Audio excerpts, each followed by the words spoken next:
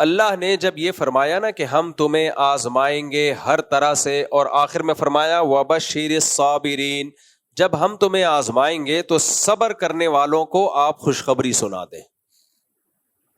یعنی آزمانے کا مقصد کیا ہوگا؟ بھائی اس کی آواز تھوڑی تیز کریں. آزمانے کا مقصد کیا ہوگا؟ اللہ یہ دیکھنا چاہیں گے کہ کون صبر کرتا ہے اور کون شکر کرتا ہے.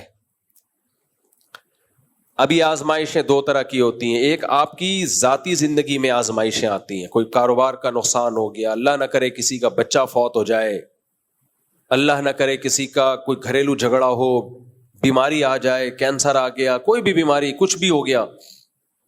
ایک آزمائش یہ ہوتی ہے. ایک آزمائش ہوتی ہے اجتماعی، قوم پہ ایک آزمائش آئی ہوئی ہے، کنٹری پہ آزمائش آئی ہوئی ہے. تو اللہ کہتے ہیں ہم تمہیں آزمائیں گے.